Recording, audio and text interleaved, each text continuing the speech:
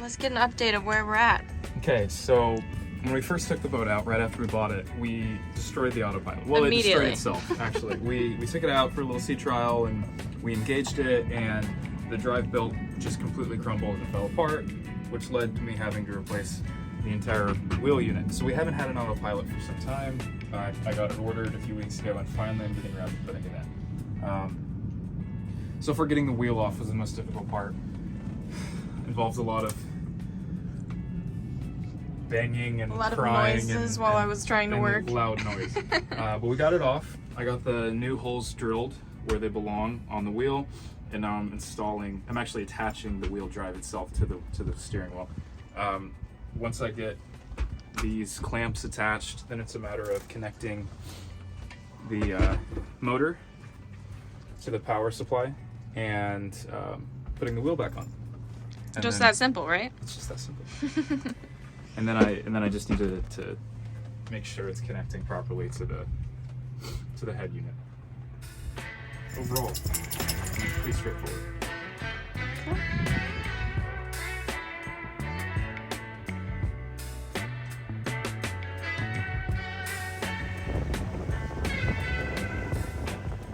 We took the autopilot out for a test run and ran into some engine trouble. The drive belt broke on the engine. We didn't have a replacement, and we didn't have much wind, so we had to call Towboat US to drag us back into Emerald Harbor.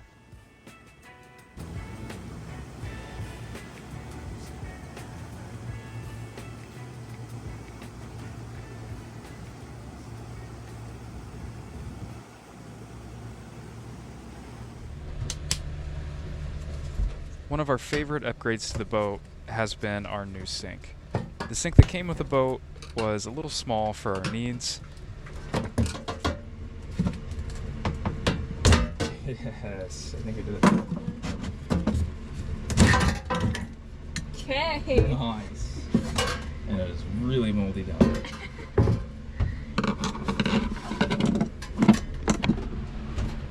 That's awesome. The process for installing was pretty simple. We simply popped the old sink out and cut a slightly larger hole to accommodate the new sink. It dropped right in, and I only had to make a couple trips to Home Depot for some plumbing parts. Hey! Hey! Nice. That's awesome. Lauren actually found this sink on Amazon, and it's way better than what we had. Just wanted to show how excited we were. We're so excited. Overall, a pretty simple upgrade, but it's made a big difference in our quality of life on the boat. Yeah, but I need to take this before.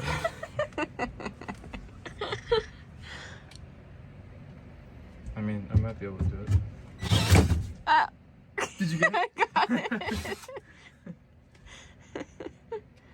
Alright, we have a hole. You made a hole in a boat. Just a hole. Just what we needed. Alright, so I turned on the water pressure. Drain's connected. Water lines are connected. Let's see if it works.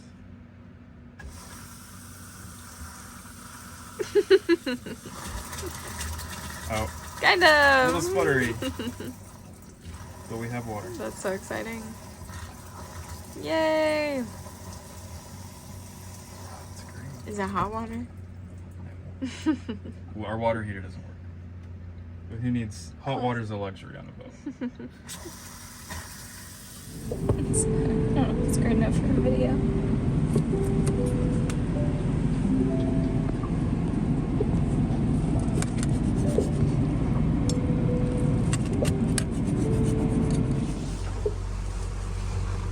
Think we're gonna be okay. We're gonna be wet. What hurricane are we in? We are in the dying remnants of Hurricane Nicole. So it's been windy and rainy and miserable all day. It's not fair to say we're in the hurricane though. In the tropical storm. Yeah, just the storm. What's left of it.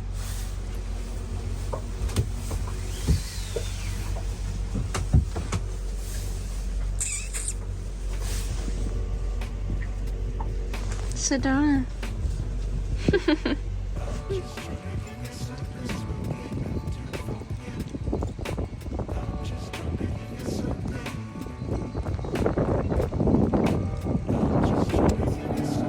He's putting up lighting, hence the need for a headlamp. And I'm working on putting away clothes, which is proving to be quite a challenge. Even though we got rid of bags and bags of clothes, there's only so much space on a boat. So back here, we will have some shoes, and then we each get 2 totes. And then this is another space here is we have 4 drawers, which are pretty small. Up in the port cabin, we also have places to hang coats and everyday clothes. Now, if we have visitors and they're not sleeping in the settee area, then we'd have to move that.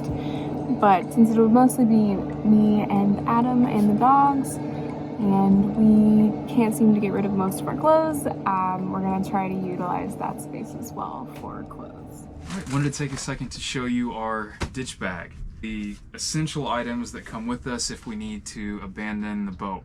You know, safety related, things that allow us to call for help, signal other vessels, and basic provisions that should keep us going for about 72 hours while we await rescue if need be. First and most important is the EPIRB, electronic position indicating radio beacon. Is designed to activate manually or automatically when it hits the water.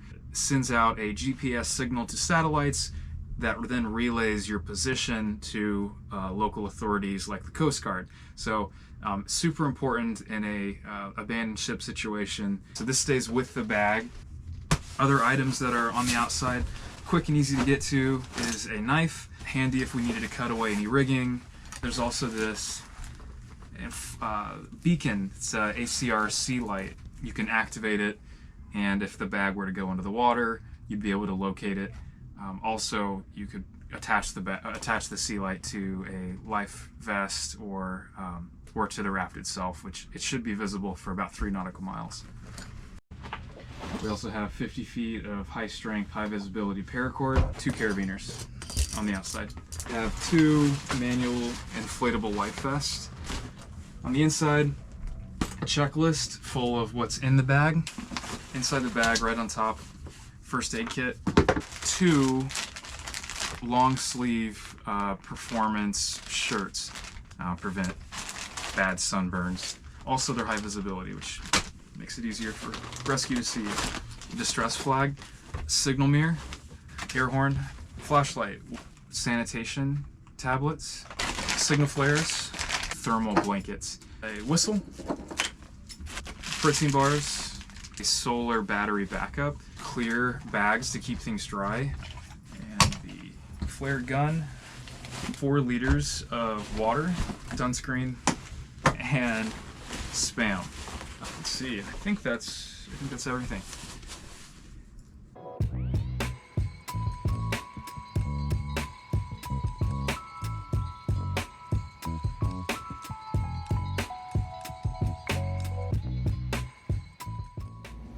It is currently November 20th.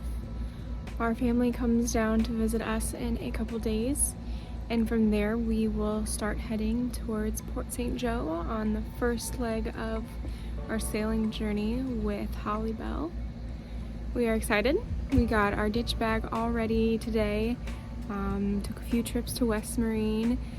It's cold, in the 40s and 30s at night, 50 sometimes during the day, but we are so ready to get south towards warmer weather.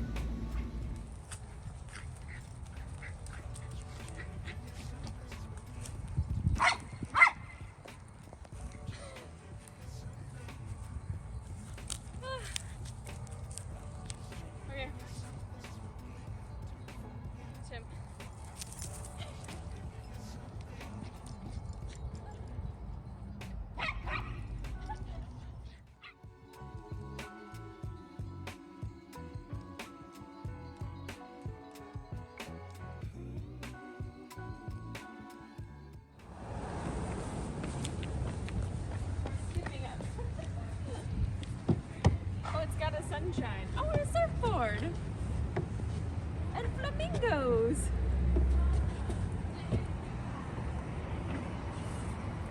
In between all the boat projects, we spent our time exploring downtown Panama City.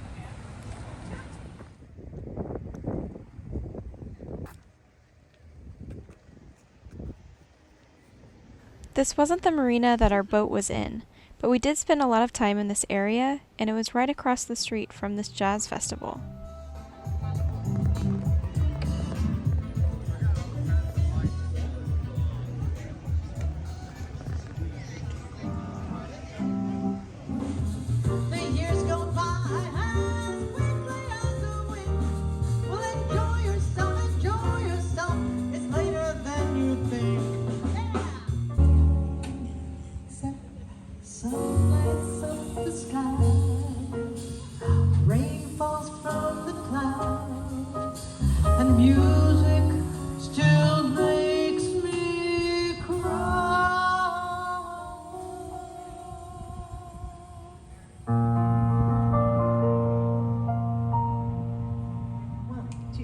There'll be a change in the weather and a change in the sea. From now on there'll be a change